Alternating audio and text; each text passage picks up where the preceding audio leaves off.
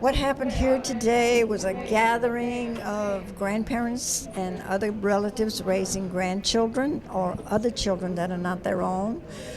We had about 300 people here today, so we are thrilled that it's getting bigger every year. We have a wonderful conference going on. We have around 300 people here, and they're going to have lots of workshops. They have lots of exhibits of things that they can see and goodies that they can pick up that will help them to learn about more resources that are available to them. We're trying to teach them how to navigate the system. There's so many resources that they need and that they don't know about, and so we try to make that kind of information available to them. And also in the workshops, things that they can learn about, things like internet safety, child sexual abuse, gardening with the children, and raising some of their own food. They're designed to help the grandparents be better parents to the children that are in their care.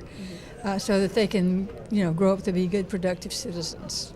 We are in the midst of a bad budget crisis, and there is a lot that we haven't done and that we need to do. But what I keep hearing in my head is that not having enough resources is not a good reason to do bad work. We still have to do good work with whatever we've got. And I am afraid, and I have not been able to dig really deep into this, but I am willing to bet the farm that we have not supported you. We at DCFS, we have not supported you the way that we need to support you. I'm really sorry that gets applause. That means we've done really bad, right? I mean, that's pretty scary. But you come into this role as grandparenting most likely through bad situations. Either your children have gotten in trouble with us, you may have lost a child, they may be doing drugs, they may be living somewhere doing something you don't want them to do, and you have stepped up to the plate to take care of their children because you want to ensure that your grandchildren have a good life and a safe life and a productive life. And at the same time, you're dealing with your own aging issues. Even if you're a young grandparent, like I think I am, I still have aging issues, and my body does not do what my body used to do, nor does it often do what I want it to do. And so, as all of that is happening, and you're also having the burden of, unless some of y'all won the lottery and I don't know about it, you're probably struggling with the economy of our state. You're probably struggling with your own personal finances. And at a time in retirement, when you thought you were going to be able to kind of kick back and coast and live the good life because you've worked really hard to get here, and now all of a sudden you have children to raise, and they are expensive. I don't know how much I spent at Target that day, but it'll probably take me a couple of months to pay off the bill, and that was just for overnight. So I know that we have a lot of work to do, and I know that you need more support from our agency than we're giving you. When I was doing some research, or actually I have to admit my staff did the research, we found out a lot of really interesting things about the baby boomer generation that is now raising their grandchildren. Did you know that there are 40 million baby boomer grandparents? 40 million women and men between the ages of 50 and 70, and the vast majority of those are grandmothers. And there have been some very famous people that have been raised by their grandparents. Janet Yellen, the chairman of the Federal Reserve, Nancy Pelosi, Senator Elizabeth Warren, and let's don't forget there's a guy sitting in the White House named Obama that was raised by his grandparents. So there are so many examples of people that have risen to what we would call the height of society, or the height of power, that come from a home that was intergenerational, that learned how to cross those generational barriers and communicate and love and nurture and take care and provide for, to raise beautiful, wonderful, powerful strong human beings. I've had the joy for about 5 years of working in Alaska and with the Navajo Nation in a role in between when I was in state government before and now. And the joy and the beauty of the Native American population is how they treat their elders and how the elders mold and shape the children and protect the culture and the climate and the history of who they are. And I remember my very first meeting, and we were providing the food, and I was trying to get people to hurry up and go get in line and come on, it's time to eat. And we've had the blessing, and we've done the tribal chant and beat the drums, and it's time to eat. And so I'm trying to hurry people along, and one of them tugged on me and pulled me back, and she said, "Marquita, the elders go first." And the elders were way in the back of the room. And as they were making their way up, people were stopping them and speaking to them and thanking them and honoring them. And here I am thinking the food's going to get cold. That's not what was important. What was important was that the elders were honored, and they go first. And if we wait on them an hour, we wait on them an hour. But they go first because they have the honored position. And in the tribal communities that still live on subsistence living, when a young man goes out in the field and kills out on the tundra and kills a moose, the first moose goes to the elder in the community, or the elders in the community. And then another moose can be killed to feed more people in the village. But the first kill goes to the elder. And when they get a whale, which is like, I've never, this is so far out of my existence. I was in the room during whaling season one time, and somebody came flying in from the back door yelling that this person had gotten a whale, and the whole room, the whole meeting stopped. The whole room jumped up and started dancing and clapping, and they told me it was like getting your salary for a year in one check, because that's what subsistence living is. And they had just gotten enough food to feed the village, and they were safe for another year. But the first cut from the whale goes to the elders in the community. And it taught me so much about respect and honor, and what we as society have forgotten, because we don't do that, and we don't treat our elders well, and we don't use the respect and the dignity. We get aggravated when we're driving behind somebody that's going too slow, right? And it's the stereotypical little old lady driving too slow and never gets out of the house and gonna cause a wreck because she's going too slow. Or we're behind somebody in line and we're in a hurry and they're walking a little slower than we want to walk.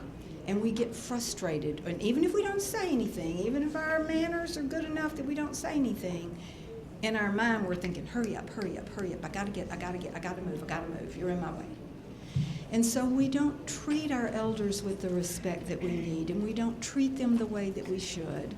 And we don't honor what you bring to the table in knowledge and history and culture and belief and spirituality and understanding of life, and how we as an agency can learn how to support you better is my open invitation to you, as well as my pledge to you that as long as I am here, that is what I want to learn. That is what I want to know. That is what I need to hear and understand, so we can be better partners to make this journey that you're on more smooth. I know we can't solve all the ills and we can't do everything, but the pieces and parts that we can do to make it easier, there's no excuse for us not to do, and we want to do.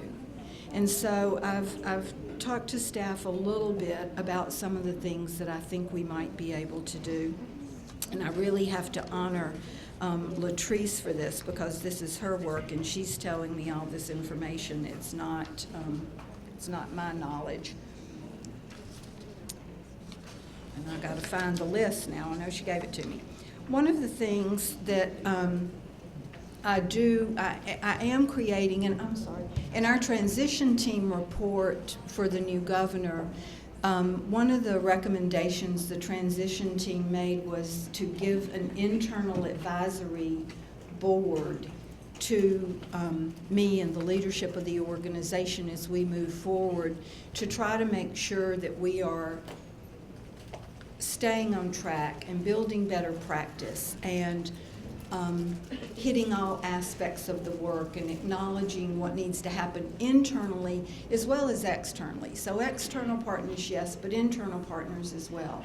And so I would like to have a couple of representatives from your group to sit on that internal board for me, because you are internal partners. You are who we do the work with.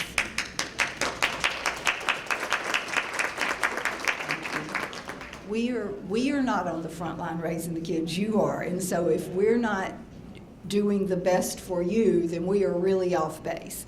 So I'm not sure, Dana, how we're going to make that happen, but we're going to have to pick a couple of people to be on the committee. And I promise I won't make you come and just sit and listen to me talk. It'll be conversation, and we'll be drilling down and looking at real issues.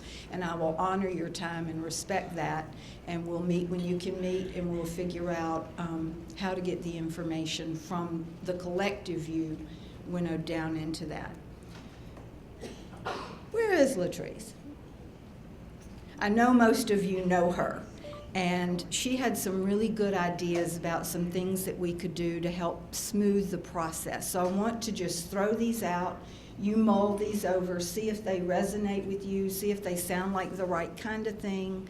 We can do them. If they're not, you can tell me what else we can do. I know that when many of you come into the office to sign up for benefits or just to get information about what kind of things might be helpful, somebody gives you a computer and says, have at it. We can do better than that, right? We can have somebody physically there to talk to you, help you with the process, because technology has had a lot of significant improvements in our organization, and we do use it a lot, and it's good, but only if you know how to get to the information. So we can have a human there that can help you do whatever those online processes are that need to be done. And we can also, if it would be helpful, I think that we could have one of our staff that could actually do home visits like we do on the other side of the organization in child welfare, not to come and check on the kids, but to come and check and see what needs we have that you may, or what needs you have that we may have solutions for that you don't know about. You know that there's food stamp eligibility. You know that there's FITAP money and kinship care money. But if you don't know what all the rules around, I don't know all the rules around it, so I don't know, you may know all the rules around it, but if you just need help figuring out, am I eligible for this? Could I get this? You know, how does it work if the child gets it but I don't get it, and how many kids, and you know, it just gets kind of nuts with all our rules and structure. So if it would be helpful to have a person that comes to you instead of you having to come to the office, we can do that, right? We can make that happen if that would be helpful. Another thing that Catherine Heitman, who is our new communications person, Catherine said, you know, on our intranet, we don't have a link just for grandparents. And we ought to be able to be communicating you with directly, whether it's just fun tips that we heard about somebody did, or telling a story, or giving you information about, you know, like when the disaster food stamps hit, we could have sent a message straight to you about what you need to do or not do. So I think we can put a link on our website and do that. We also, I know you're all over the state, you're not just here in Baton Rouge at the state office, well, so are we. We have offices all over the state, and so we can hook you up with those regional staff as well as the other community partners that are like in our family, extended family, that may have services that we don't that would be helpful to you. And we've not done a good job of that. We've kind of just said, great, thanks for taking the kids, go forth and do good, call if you need us. And that's not a very good partnership, and that's not a very good way to honor the work that you do. So I really do want to do those things better.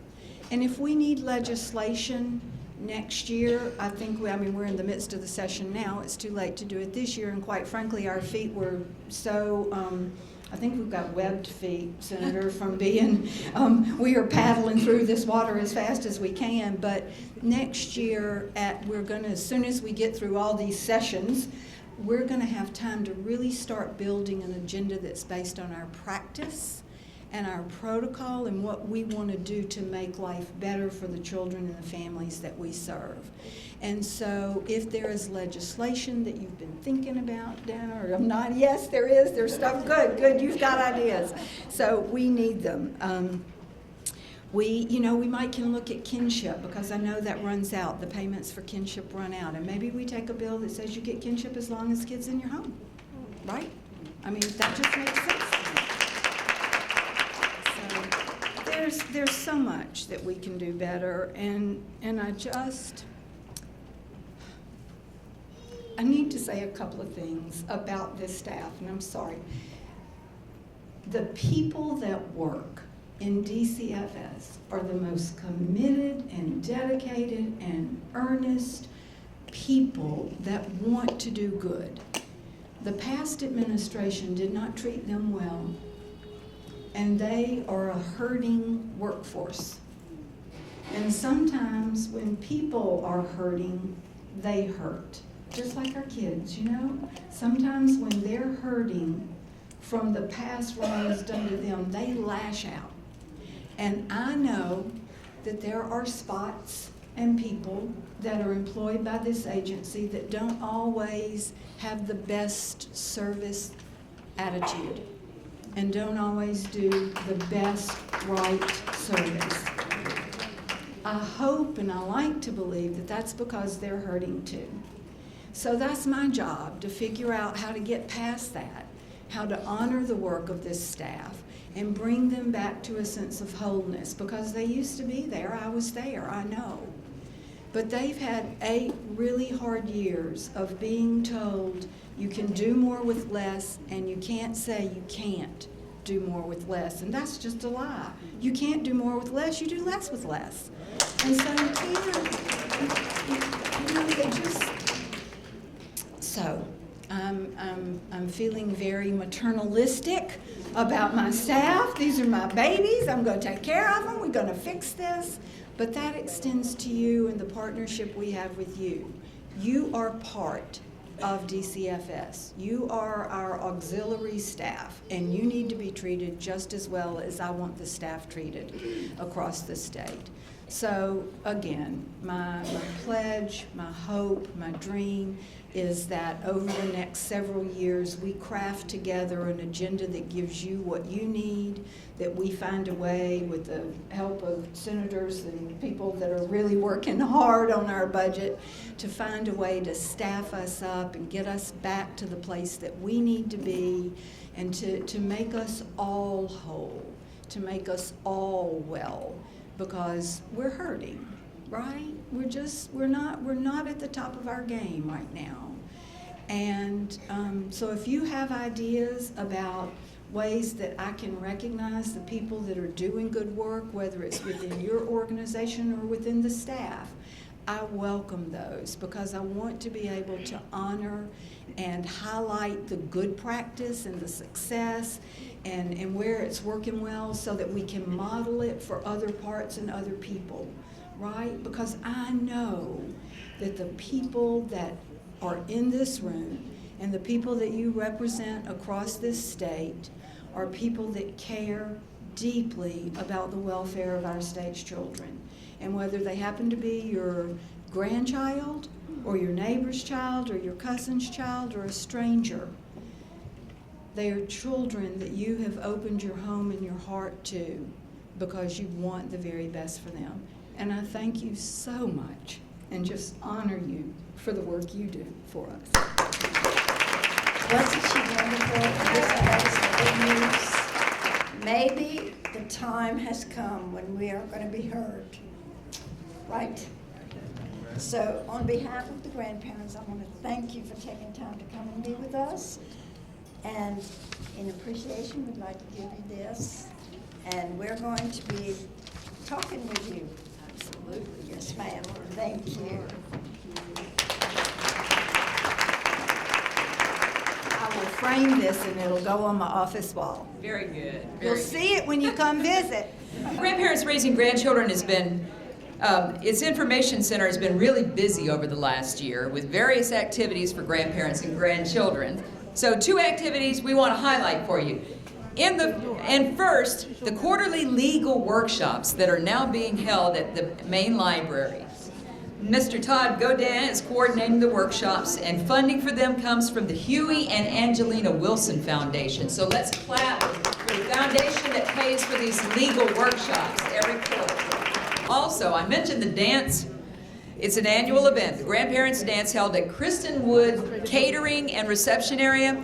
Everyone who's ever attended has a wonderful time. If you have not been, try and make plans to go, because this year it's Friday, May 13th at Kristen Wood. Tickets are only $5, and it includes your dinner while you're there, okay? So you find a table in the lobby, look for the table that has the Grandparents Dance, and buy your ticket now. You don't want to miss the event. Our program is turned upside down so many times already today. I'm not sure what happens next. All right, I'm going to read you some statistics that I know are in here, and then we'll invite Dana and Dot, the organizers of this entire organization, to come talk, okay? Louisiana has the 3rd highest rate of children living in grandparent-related households. There are 1 in 6 Americans living in multi-generational households. 7.8 million children live in grand families where grandparents or other relatives are the householders. 2.7 million grandparents are responsible for the most basic needs of children living with them. Grandparents believe in passing down good values. They believe in the importance of being honest to their children. They want their grandchildren's lives to be better than theirs and their parents. So let's invite for us now the co-founders of Grandparents Raising Grandchildren, Dana Spade and Dot Thibodeau. Good morning. Before we do our thing, we'd like to invite Dr. Hunter and Sharon Broom and Regina Ashford Barrow to say a few words. God has been good to thousands and tens of thousands of children in the United States and in Louisiana, because thousands and millions of children are placed with their grandparents. That's nobody but God. Nobody but God. There's a scripture that says that He places the orphans in families. He places the solitude in families. He loves children that much where He will not allow them to be on the streets. And He will put it in the heart of someone like yourselves and of a grandparent who'll say, you know what, I'm not letting you go hungry. I may not have a whole lot. I may not be in the best health, but you will not be on the streets. And so many of you, on a daily basis, you make the sacrifice. You say, you know what, I don't have a whole lot. But baby, if I gotta cook a big pot of red beans, you're gonna eat. That's the love of a grandmother and a grandfather. You know what? If we have to go to the thrift store, you're gonna be clothed. You're gonna go to school with clothes on your back. That's the love of a grandparent. And I tell you, many of us have stories of our grandparent or someone that we can call grandparent, grandmother, grandfather. We give them all kind of nicknames. My dear, Nana, you heard Secretary Walters, Kiki. They're all kind of Mama. They're all kind of names, Paw for grandparents because they're so good to us. How many of us know nobody cooks a big pot of red beans like a grandmother? Nobody. You can't find a nice big pot of red beans nowhere else. Greens, mustard greens, and cornbread, and peas, and all the healthy things that we need. No, you can't go anywhere and get a hug, but from a grandmother, a nice warm hug. You can't go anywhere and get away with the little things that our parents would catch, but their grandmother say, if you do that again, And then you do it again and they say, next time. So we're so grateful for grandparents. And that's why we at the Children's Trust Fund, we know that the work that you do is difficult. We know that you're committed. We know that grandparents across this state sacrifice. We know that it's not easy, but that you, our grandparents, continue to choose to sacrifice. And at the Children's Trust Fund, we want to partner and continue to partner with you, to support you in your efforts and to partner with that sacrifice to make that burden and that load easier. So on behalf of the Children's Trust Fund, we say thank you for your work. And we're grateful for this conference that you do every year. And I'd also like to invite our board chair up to bring you greetings, Mr. Malcolm Meyer. Good morning again. Good morning. Well, Reverend, they asked me to kind of step in and say the prayer earlier, but I don't sing. Okay? I can pray. I don't think these grandparents want me to do that. But guys, you know, as chair of the Louisiana Children's Trust Fund, I'm very humbled to be up here. It's 19 years that we have been supporters of the program, and we're very pleased of the work that you've done. They've been pioneers from the beginning, you know, with Dot and Dana working on the project, but also pioneers from our legislative standpoint, from Senator Sharon Weston Broome and Senator Regina Barrow, who stood up, you know, to the test of time and challenges, excuse me, that have been presented before them when we couldn't get legislation done. We couldn't get, you know, things moving forward on your behalf. And with the folks that have been the trailblazers through this process, have worked very hard and diligently to make sure that we're able to be successful, I think you need to give them a round of applause again.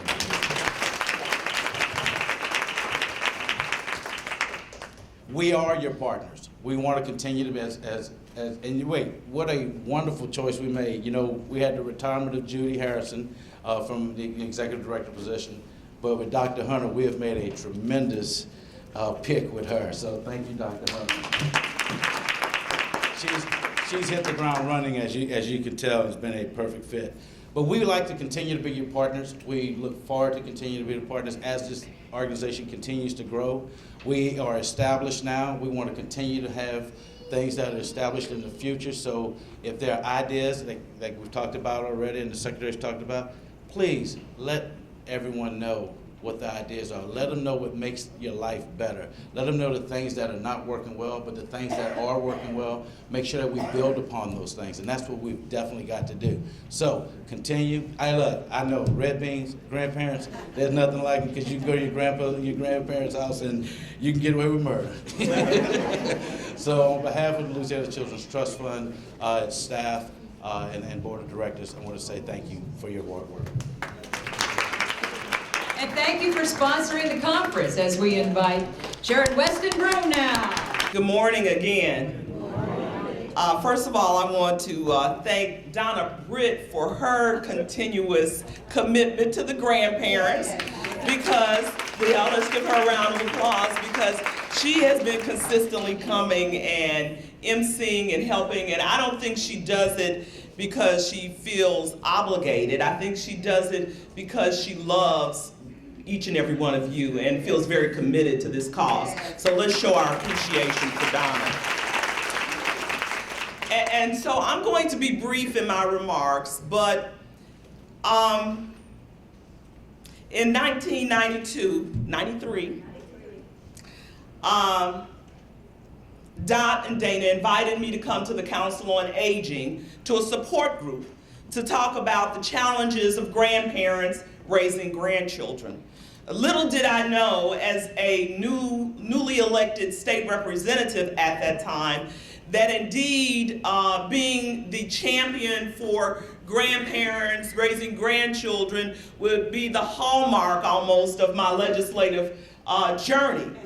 After hearing their concerns and recognizing the stats in terms of how many grandparents are raising our grandchildren, I became very committed to the cause, and one of the things that we did, I started the grandparent subsidy program, which you heard our DCFS secretary talk about. That evolved into the kinship care program. And then so it was almost every year that we started looking at different policies and issues that we could change and transform to empower grandparents who are taking on the cause to keep families together. And so it is very heartwarming for me to be here today and to share once again at your conference, to look at all of the participants, to see all of the new people who are attending.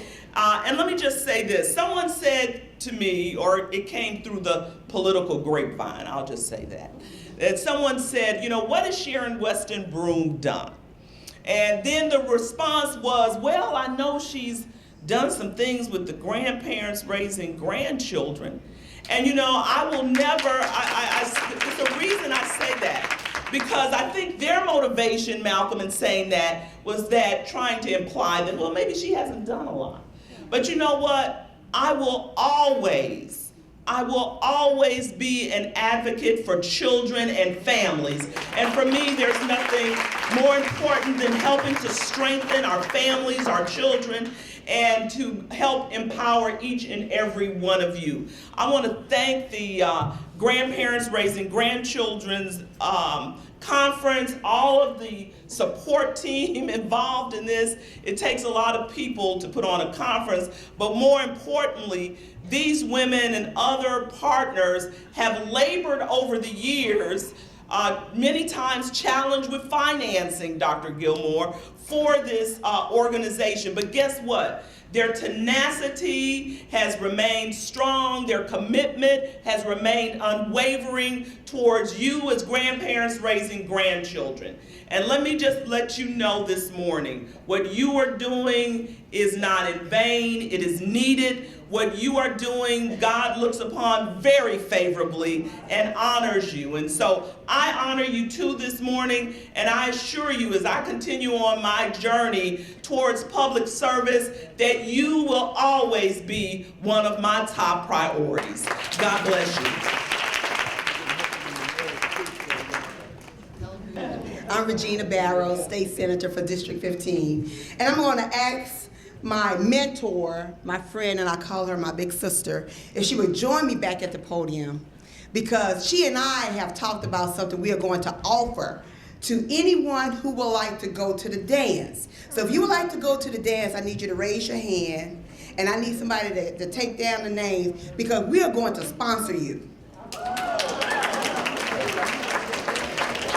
So, okay, Giselle, would you handle that for us? So y'all gonna need to keep your hands up and let us know towards the end.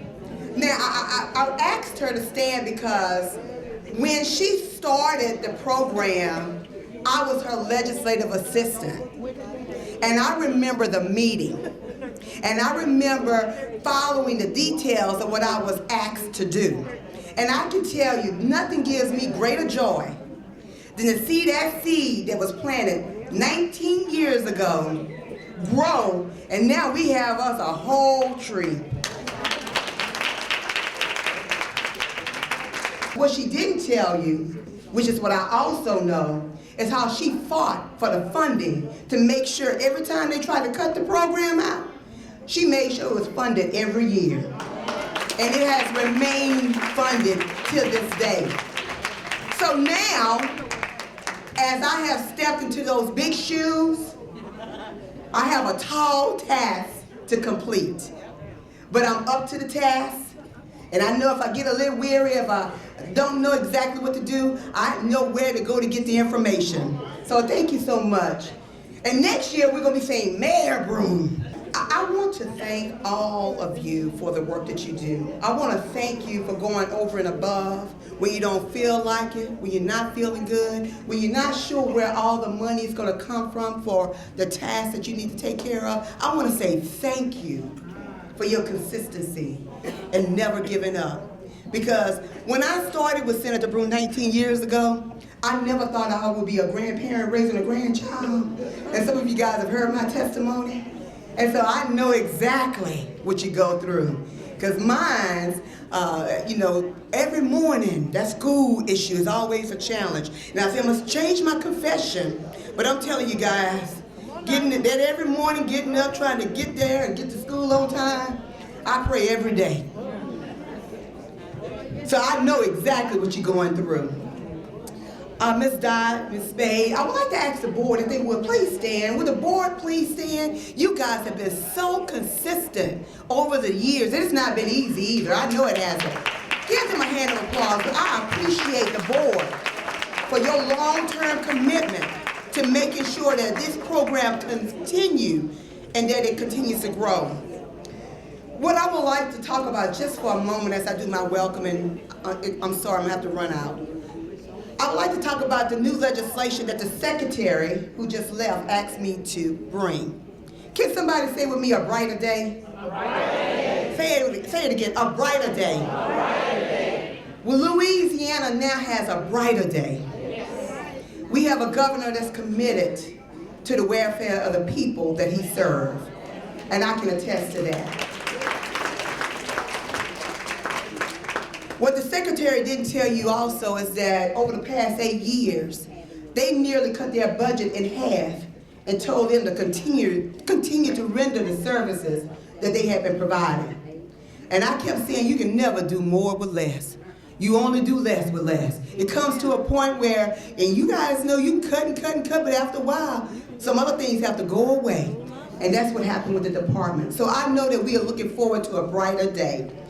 I am the author of Senate Bill 313, which is a bill for the Council of Grandparents Raising Grandchildren. This is what this bill does. It changes the makeup of the board. It moves it under the Department of the Governor through the Children's Cabinet, and I saw Dr. James Gilmore here. Dr. Gilmore, and also one of his assistants, the young lady that's with the office. There you are, Miss Juanita Bates Washington, with Early Steps, under their auspices. And then in addition, it restructures the funding so we can get money to the organization. And I'm excited about that, because for too long, you guys have been operating on pennies. Amen. I know. So say with me, a brighter day. A brighter day. We are in a brighter day. It has finally come. So I'm looking forward to next year having this program bigger and better as we come into the 20th anniversary. It's going to be bigger and better. And we'll be able to testify about the additional funding we were able to bring to this great organization. Again, thank you so much for what you do, because this state could not be as strong as it is if it was not for you being where you are. God bless you. All right, come on, ladies. Okay, we're going to make it brief. I know you guys want to go over to the sessions, but just a couple of words. You have 30 minutes. We just want to say a little bit about the support groups. It always blows my mind every year when I get up here and I look at this room full of people and think that this all started with a support group. So support groups are very important to us. And we don't have enough of them around the state. We would like to have one everywhere, all over Louisiana, but we don't.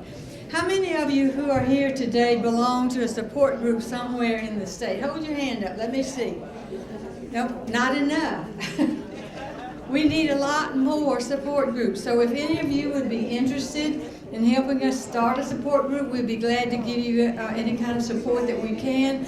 We do have a grandparents information booth and a table out in the exhibit area. Stop by and talk with us, or pick up you can sign a piece of paper that tells us you're interested, and we will put that on our records and help you out in any way that we can to start a support group wherever you live. We do have 3 here in the Baton Rouge area. Dot leads, where she is, she's gone now. She leads one at the Family Road Agency in Baton Rouge. Jerry Baker Allen leads one at the Baker Library. and there's one at the Head Start Center. So we have those three in Baton Rouge, but we'd like to have them everywhere. She has a couple of things to say too. Okay. Good morning, everybody, and thank you so much for coming. I do want to thank everybody who kept us in their prayers during my grandson's heart surgery. He's home and doing well.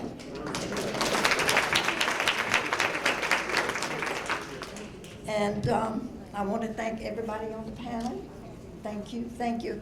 Without all these wonderful volunteers, we couldn't do this, but all the people that come together really mean a lot, and it means a lot for all of you to come. So thank you. Want to plug the people that have helped grandparents raising grandchildren one more time. Entergy, People's Health, Holiday Inn South. Let's have it for the place where we are. AmeriCare, AmeriGroup, Louisiana, and obviously Senator Broome, Senator Barrow, Banana Republic, The Gap, Councilwoman Donna Collins Lewis, who's now in the legislature, WAFB Channel 9, Dr. Ann Martin's, Dr. Ann Martin's Service Learning English class at LSU. There are students that care about the work that you're doing here. Urban Restoration, the store that sells old stuff that looks like all the stuff we already have. Women's Council of Greater Baton Rouge, Images, Silk Screen and Embroidery, United Healthcare Community Plan. And let's give them all a round of applause, please. Yay! All right, very good. All right, we're going to ask Hope and Sherry. Please come up here really quickly. Well, I'm Sherry, so I'll go first because I'm here. I'm with the Louisiana Partnership for Children and Families, Sherry Garisco. It is, again, a pleasure to be here, and I have been posting on Facebook, so your pictures are everywhere, those of you who have been speaking. So, what I'm here specifically to say to you is that there are a lot of advocacy groups in this state that have your back. And the Louisiana Partnership for Children and Families, and I see Dr. Gilmore sitting there, you know that we are at that table.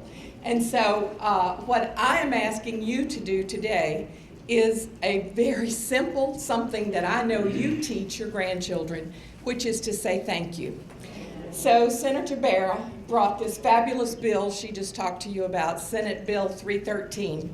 What I'm asking you to do when you get home is get a very simple note card. It can look like this, it can look like any kind of just a plain envelope. The bill passed the Senate 36-0.